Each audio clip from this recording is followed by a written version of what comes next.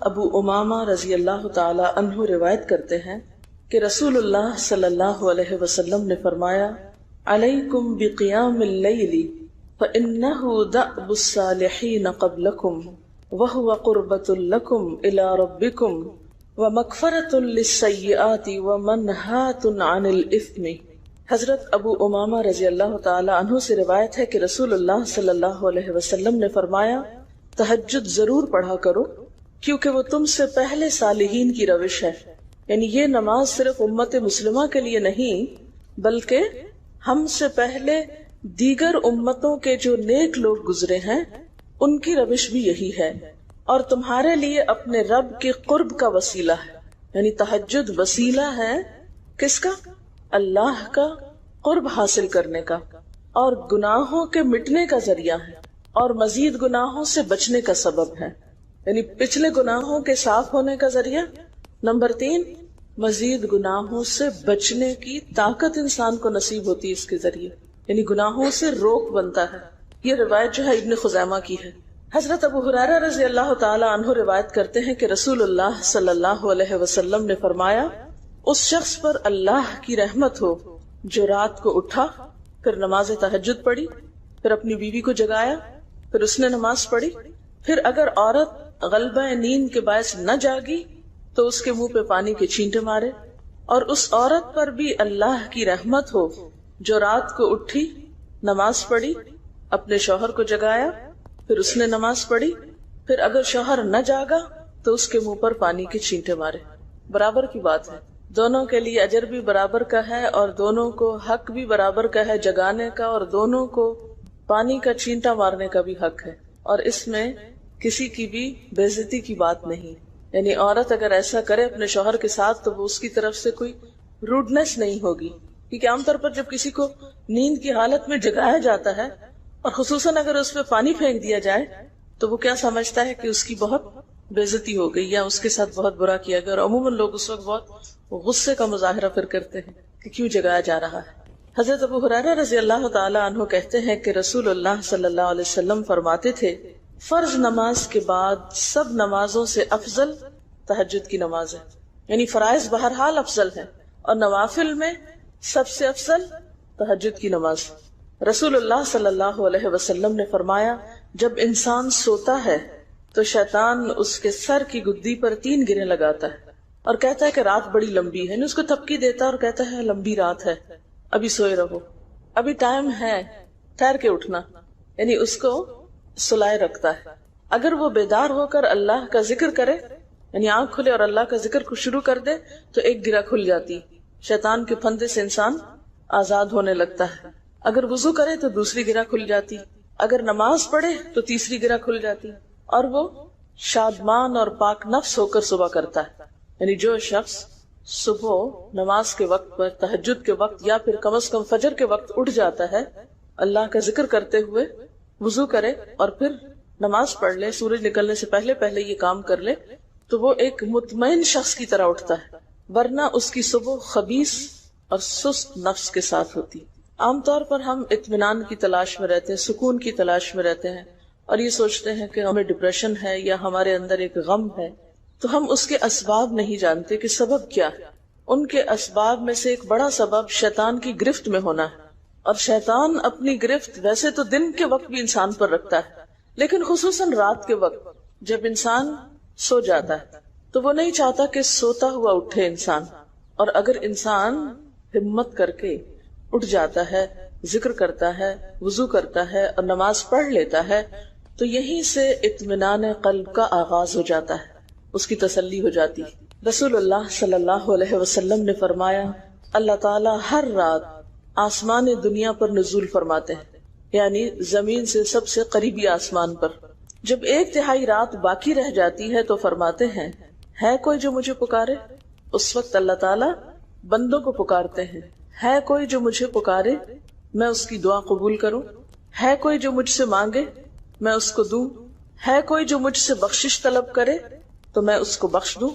گویا یہ وقت دعا کی قبولیت کا وقت ہے، انسان جو مانگے اس کو ملتا ہے، اور خصوصی طور پر بخشش کے طلب کرنے کا وقت ہے، جیسے قرآن پاک میں آتا ہے وَبِالْأَسْحَارِ هم یستغفرون وبالاسحار هم یستغفرون، اور سحری کے وقت وہ استغفار کرتے ہیں۔ اب ہو سکتا ہے کہ آپ کہیں کہ نہیں، ہم نے تو زندگی میں کوئی خاص گناہ کیے ہی نہیں، اس لیے ہمیں تو بخشش کی ضرورت ہی نہیں، بخشش مانگے گناہگار لوگ، ہم تو نیک لوگ ہیں، نیک کام کرتے ہیں، دن رات قرآن پڑھتے پڑھاتے ہیں، اس لیے ہماری تو ضرورت نہیں۔ نہیں، نبی صلی اللہ علیہ وسلم جن کے اگلے پچھلے سب قصور معاف کر دیے گئے تھے، وہ اتنا لمبا قیام کرتے تھے کہ ان کے قدم مبارک سوج جاتے تھے۔ حضرت مغیرہ فرماتے ہیں رسول اللہ صلی اللہ علیہ وسلم نے اتنا لمبا قیام کیا رات کو کہ آپ کے پاؤں سوج گئے۔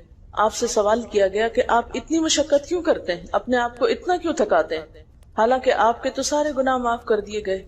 آپ نے فرمایا کیا میں اللہ کا شکر گزار بندہ نہ بنوں؟ یعنی صرف گناہوں کی بخشش ہی نہیں بلکہ نعمتوں پر شکر بھی واجب ہے۔ جہاں ایک طرف گناہوں کی بخشش انسان کے لیے اللہ کے قرب کے راستے ہموار کرتی ہے، وہاں اللہ تعالیٰ کا شکر ادا کرنا بندے کو اللہ کا قرب عطا کرتا ہے۔ اچھا، اب پہلی سنت میں آپ کو بتاؤں گی کہ اگر آپ تہجد کے وقت اٹھے ہیں تو سب سے پہلے آپ کیا پڑھیں گے۔ حضرت عائشہ رضی اللہ تعالیٰ عنہا فرماتی ہیں کہ رسول اللہ صلی اللہ علیہ وسلم جب رات کو تہجد کے لیے اٹھتے تو یہ پڑھتے 10 بار اللہ اکبر، 10 بار الحمدللہ، 10 بار سبحان اللہ و بحمدہ، 10 بار سبحان الملک القدوس، 10 بار استغفر اللہ، 10 بار لا الہ الا اللہ، اور پھر 10 بار اللہم اعوذ بک من ضیق الدنیا و ضیق یوم القیامہ، میں تیری پناہ میں آتا ہوں دنیا کی تنگی سے اور قیامت کے دن کی تنگی سے۔ اللہم اعوذ بک من ضیق ضاد یہ قاف من ضیق الدنیا و ضیق یوم القیامہ، یہ بھی 10 بار۔ اور پھر فرماتے اللہم اغفر لی واہدنی وارزقنی وعافنی، پھر وضو کرتے اور تہجد شروع کرتے، یعنی یہ بھی وضو سے پہلے آپ پڑھ لیتے تھے۔ تو آپ کیا کر سکتے ہیں، جیسے آنکھ کھلی ہے بستر پر لیٹے ہیں تو بعض اوقات ایسا ہوتا ہے نا کہ انسان سوچتا ہے اچھا ایک سائڈ پہ سو کے اتنے تھکے ہوئے ہوتے ہیں کہ آپ ایک دم نہیں اٹھ پاتے، حالانکہ آپ صلی اللہ علیہ وسلم کے نیند سے بیدار ہونے کا طریقہ کیا تھا کہ جب آپ اٹھتے تھے تو یکدم اٹھتے تھے، سستی کے مارے نہیں کہ کبھی ایک طرف لیٹ گئے پھر دوسری طرف سو گئے پھر دائیں طرف پھر بائیں طرف، نہیں، جب جاگنے کا وقت ہوتا تھا تو آپ فوراً اٹھ جاتے تھے۔ لیکن بسا اوقات ایسا ہوتا ہے کہ انسان تھکا ہوا ہوتا ہے، سائڈ بدل کے دوسری طرف کو ذرا لیٹتا ہے، تو یہ لیٹے لیٹے بھی آپ اذکار پڑھ سکتے ہیں، ٹھیک ہے؟ اور یہ سب آپ کو آتے ہی ہوں گے سوائے ایک وہ ذکر کے اللہم اعوذ بک من ضیق الدنیا و ضیق یوم القیامہ، اور ترتیب آپ یاد کر لیں اپنے بیڈ سائڈ ٹیبل پہ یا بیڈ پہ یا کہیں بھی، یہ نوٹس کسی پین کے ساتھ لکھ کے لگا دیں، چپکا دیں، اور جب یاد ہو جائے تو پھر اتار دیں، جب عادت بن جائے تو ہٹا دیں وہاں سے، ٹھیک ہے نا؟ جتنے دن عادت نہیں بنتی اتنے دن اپنے یادداشت کے لیے رکھ لیں۔ اسی طرح نیند سے اٹھ کر لا الہ الا اللہ وحدہ لا شریک لہ لہ الملک ولہ الحمد وہو علی کل شیء قدیر الحمد للہ وسبحان اللہ واللہ اکبر ولا حول ولا قوۃ الا باللہ، یہ بھی پڑھ سکتے ہیں۔ اچھا، ضروری نہیں کہ سب کچھ ایک ہی دن میں پڑھ لیں، یہ بھی آپ کر سکتے ہیں کہ ایک دن میں ایک چیز پڑھ لیں، دوسرے دن دوسری پڑھ لیں، تیسرے دن تیسری پڑھ لیں، ٹھیک ہے؟ اور اگر ساری ایک دن بھی پڑھنا چاہیں، دیکھیں وقت کی بات ہے نا، ہو سکتا ہے اس وقت عمر کے اس حصے میں آپ پہ بہت ذمہ داریاں ہوں، آپ یہ سب کچھ نہ پڑھ سکتے ہوں، لیکن زندگی کا ایک ایسا وقت بھی آتا ہے جب انسان بوڑھا ہو جاتا ہے، جب اس کے اوپر باقی ذمہ داریاں کم ہو جاتی ہیں، پھر نیند بھی کم ہو جاتی ہے، پھر زیادہ عبادت کا موقع ملتا ہے، تو ایسے میں جب انسان کے پاس عبادت کے لیے وقت اور موقع زیادہ ہو تو پھر یہ ساری چیزیں بھی پڑھ لیں، ٹھیک ہے نا؟ پھر اسی طرح یعنی یہ جو روایت ہے کہ جس میں آپ صلی اللہ علیہ وسلم نے فرمایا جو شخص نیند سے جاگے، اور یہ تہجد کے وقت ہی نہیں، اگر فجر کے لیے بھی آپ اٹھ رہے ہیں تو یہ دعا پڑھ سکتے ہیں، لا الہ الا اللہ وحدہ لا شریک لہ، اور پھر الحمدللہ وسبحان اللہ واللہ اکبر ولا حول ولا قوۃ الا باللہ، پھر کہے اللہم اغفر لی، پھر کیا پڑھے اللہم اغفر لی، یا کوئی اور دعا کرے تو قبول ہوگی، اور اگر وضو کر کے نماز پڑھے تو وہ بھی قبول کی جائے گی۔ صبح اٹھتے ہی اللہ کی تعریف، اور آپ کو معلوم ہے کہ یہ جو چوتھا کلمہ ہے نا لا الہ الا اللہ وحدہ، اس کو دعا بھی کہا گیا، حالانکہ اس میں صرف اللہ تعالیٰ کی حمد و ثنا، اور یہ یوم عرفہ کی دعا ہے۔ حدیث میں آتا ہے کہ مجھے اور مجھ سے پہلے انبیاء کو اس دن کی جو بہترین دعا سکھائی گئی یعنی یوم عرفہ کی دعا وہ لا الہ الا اللہ وحدہ لا شریک لہ، حالانکہ اس میں مانگنے کی تو کوئی چیز ہی نہیں، صرف اللہ کی حمد و ثنا ہے. جیسے حضرت ایوب علیہ السلام نے کہا تھا انی مسنی الضر وانت ارحم الراحمین، مانگا کچھ نہیں، انت ارحم الراحمین، انت ارحم الراحمین. اللہ تعالیٰ کی تعریف کر کے اللہ تعالیٰ کے نام کے ساتھ اس کو اگر انسان پکار لیتا ہے تو یہ بھی اس کے لیے بہت کافی. ایک اور روایت میں آتا ہے رسول اللہ صلی اللہ علیہ وسلم جب تہجد کے لیے اٹھتے، یعنی آپ ایک مرتبہ اٹھے، یعنی جو صحابی روایت کرتے ہیں، تو آپ نے بیٹھنے کے بعد آسمان کی طرف نظر کر کے سورۃ آل عمران کی آخری 11 آیات 190 سے لے کر 200 تک 11 آیتیں یہ پڑھی. ان فی خلق السماوات سے لے کر بالکل آخر تک. یعنی ضروری نہیں کہ کھڑے ہو کر آپ آسمان کی طرف دیکھیں، آپ اٹھے ہیں، چارپائی پہ بیٹھے ہوئے ہیں، ابھی وضو کے لیے نہیں گئے، بیٹھ کے آسمان کی طرف دیکھ کے پڑھ کے پھر اٹھ سکتے ہیں. اب اس میں آپ دیکھیں نا کہ انسانی نفس کی بھی ایک رعایت ہو جاتی. لیٹے لیٹے آپ نے ایک ذکر پڑھ لیا، بیٹھ کے آپ نے دوسرا پڑھ لیا، پھر آپ وضو کو چلے گئے، تو اس میں وہ جو ایک طبیعت کی کسل مندی ہوتی ہے وہ بھی ساتھ ساتھ اللہ کے ذکر سے دور ہوتی جاتی ہے، اور ایک سٹیپ کے بعد دوسرا سٹیپ لینا بھی آسان ہو جاتا ہے. اچھا، اس میں آپ دیکھیں حکمت کیا ہے کہ آپ صلی اللہ علیہ وسلم نے کیا فرمایا کہ آسمان کی طرف دیکھ کے پڑھا جائے تاکہ اچھی طرح آنکھیں کھل جائیں. تو زبانی یاد کرنے کا مطلب یہ نہیں کہ آپ آنکھیں بند کر کے سوئے سوئے پڑھیں، کیونکہ بعض اوقات ایسا ہوتا ہے نا آنکھ کھلتی ہے ذکر شروع کرتے ہیں اور پھر پتہ ہی نہیں چلتا اور ذکر آدھے میں رہ جاتا ہے اور سو چکے ہوتے ہیں. اور پھر اگر آپ کو زبانی یاد نہیں ہوگی نا، دیکھ کے پڑھیں گے تو وہ الماری کی طرف ہی دیکھتے رہیں گے، آسمان کی طرف نہیں دیکھ سکیں گے، تو پھر سنت پوری نہیں ہو سکے گی.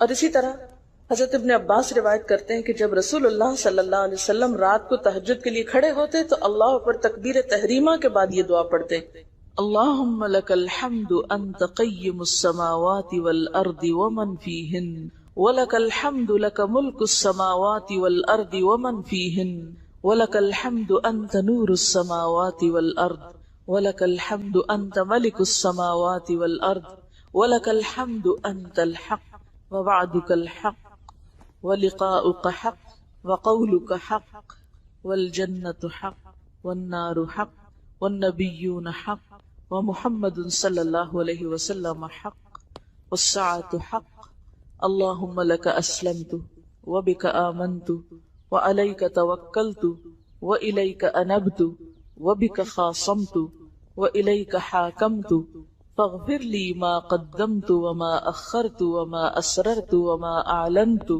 أنت المقدم وأنت المؤخر لا إله إلا الہی تیرے ہی لیے ہے ساری تعریف، زمین و آسمان اور جو کچھ ان میں ہے سب کو تو ہی قائم رکھنے والا ہے.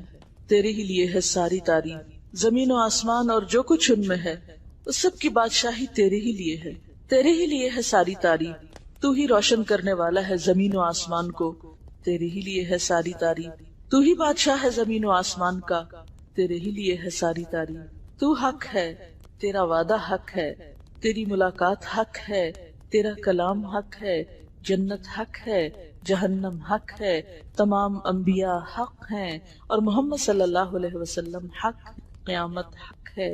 الہی میں تیرے سامنے جھک گیا، میں صرف تیرے ساتھ ایمان لایا، میں نے صرف تجھی پر بھروسہ کیا، میں نے صرف تیری طرف رجوع کیا، صرف تیری ہی مدد سے دشمنوں سے جھگڑتا ہوں، میں نے صرف تجھے ہی اپنا حاکم مانا.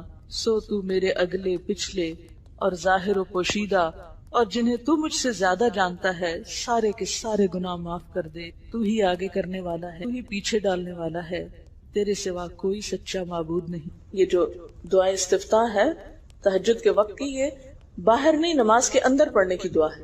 ہم دعا مانگتے اللہم اجعلنی لک ذکارا لک شکرا.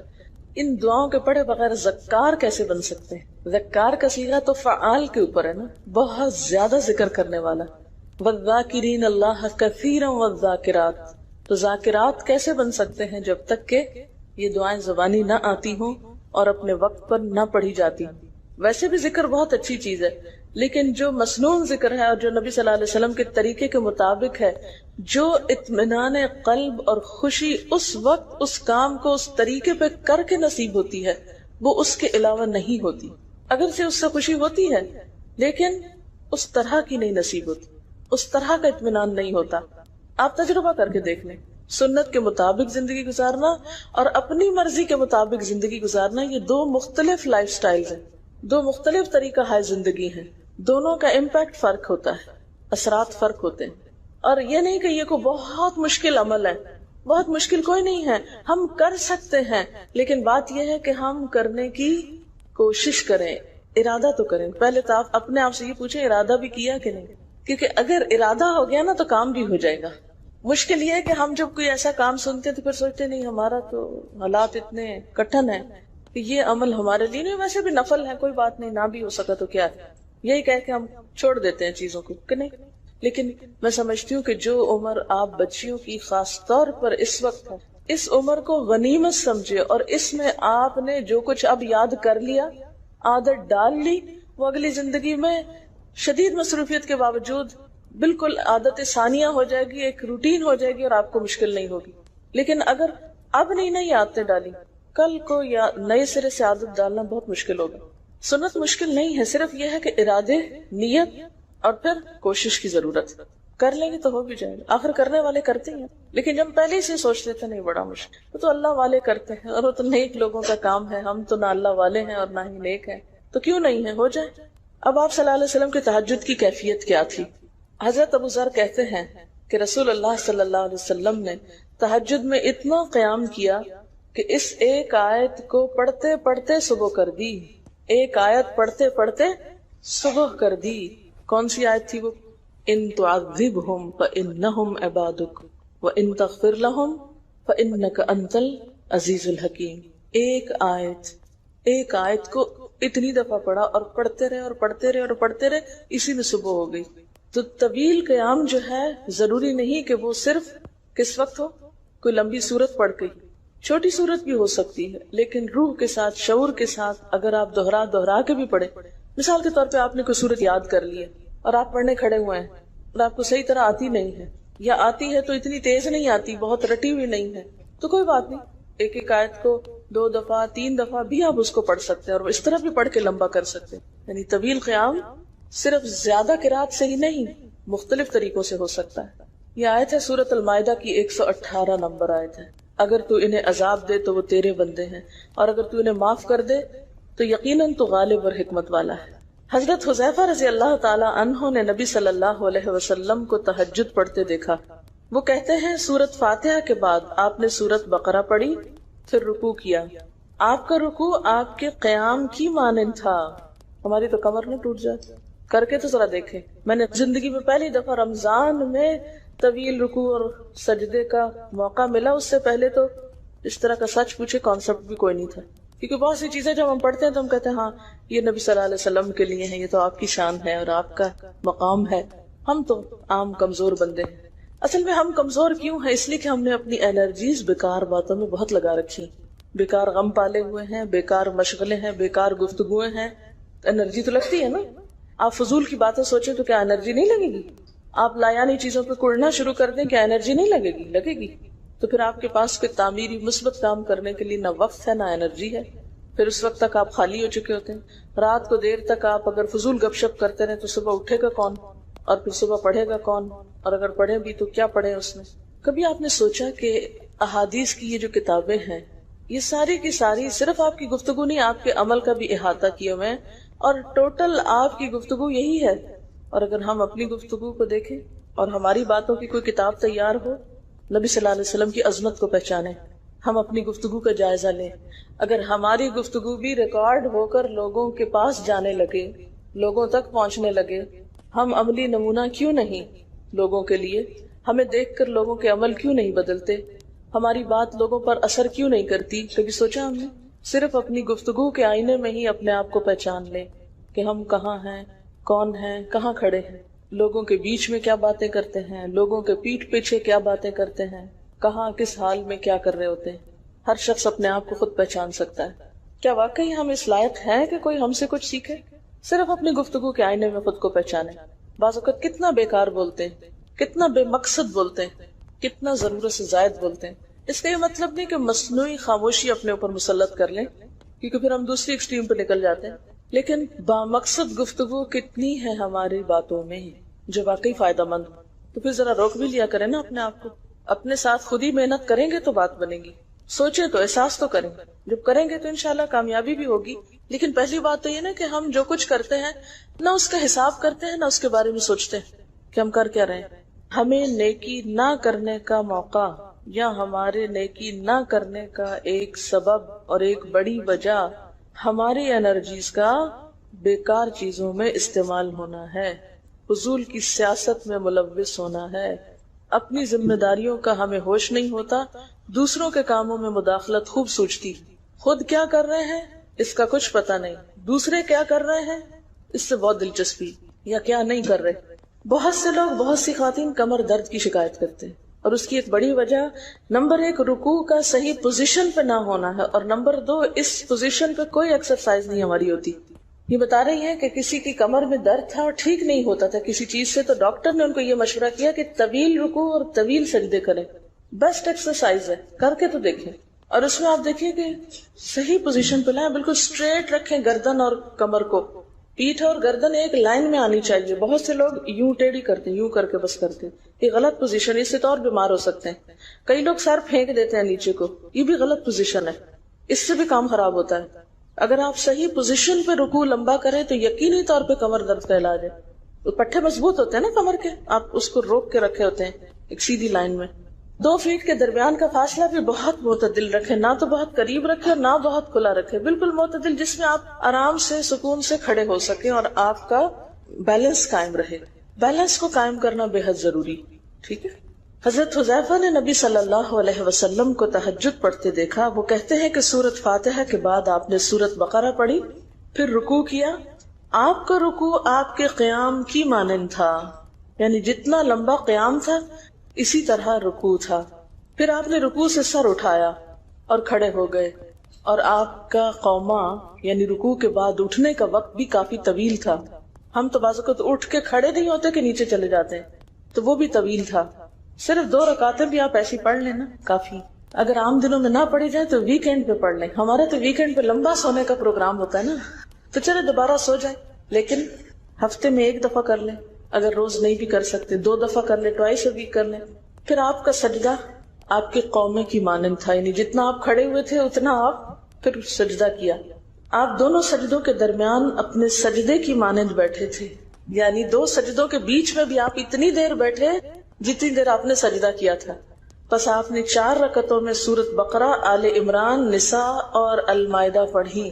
ہمیں اگر خود نہیں بھی آتی اور کوئی پڑھانے والا اتنی لمبی 1 دفعہ بھی تراویح کوئی پڑھا دے یا کوئی نفل پڑھا دے تو ہم دوسری دفعہ اس کے پاس نہ پڑھیں۔ تقریباً 7.25 پارے بنتے ہیں، جس کو ایک منزل کہا جاتا ہے۔ ایک دن کے تہجد میں آپ نے اتنا پڑھا، اور یہ تو قرآن کی قرات تھی، لیکن بیچ کے وقفوں میں تسبیحات اور اللہ کی تعریف اور حمد و ثنا اور ذکر، یہ آپ پر بس تھا۔ یہ وہی کر سکتا ہے جس کو واقعی اللہ سے حقیقی محبت ہو، صرف دعوے کی حد تک نہیں۔ میں کہتی ہوں چلے روزانہ نہ صحیح، ہفتے میں 1 بار، ہفتے میں نہیں، مہینے میں 1 بار، مہینے میں نہیں تو سال میں، رمضان میں، کسی موقع پر کچھ تو اللہ سے تعلق آئے، کچھ تو قرب پائیں۔ ہر شخص کے بس میں نہیں کہ ہر روز ایسی عبادت کرے، کیونکہ اللہ کے رسول صلی اللہ علیہ وسلم کا بہرحال مقام کچھ اور تھا، لیکن کچھ شوق، کچھ حسرت، کچھ تو دل میں ہونا ہی چاہیے، کوئی نیت، کوئی ارادہ، کوئی عزم، اور پھر اس کے لیے کوشش۔ تو وقت بچے گا کچھ آپ کے پاس فالتو باتوں کے لیے، فضول چیزوں کے لیے، کچھ سوچنے کے لیے، ٹینشن کے لیے بچے گا کچھ؟ سب کچھ بھاگ جائے گا، کچھ بھی نہیں بچے گا، کیونکہ ان عبادی لیس لک علیہم سلطان، میرے بندے ان پہ اے شیطان تیرا کوئی زور نہیں چلتا، بس چلتا ہی نہیں ان پہ تیرا، سارا زور ہی ان پہ چلتا ہے جو فالتو ہوتے ہیں۔ فالتو ذہن جو ہوتا ہے وہ شیطان کا گھر ہوتا ہے۔ حضرت حذیفہ بیان کرتے ہیں کہ میں ایک رات آپ صلی اللہ علیہ وسلم کے ساتھ نفلی نماز میں شریک ہو گیا۔ آپ نے سورۃ بقرہ شروع کر دی۔ میں نے سوچا کہ آپ 100 آیات پڑھ کر رکوع میں چلے جائیں گے، مگر آپ پڑھتے گئے۔ میں نے خیال کیا کہ سورۃ بقرہ کو 2 رکعتوں میں پڑھیں گے، لیکن آپ پڑھتے رہے۔ آپ نے سورۃ بقرہ ختم کر کے سورۃ نساء شروع کر دی، پھر ختم کر کے آل عمران پڑھنی شروع کر دی، اس کو بھی ختم کر دیا۔ آپ نہایت آشفی سے پڑھتے جاتے تھے۔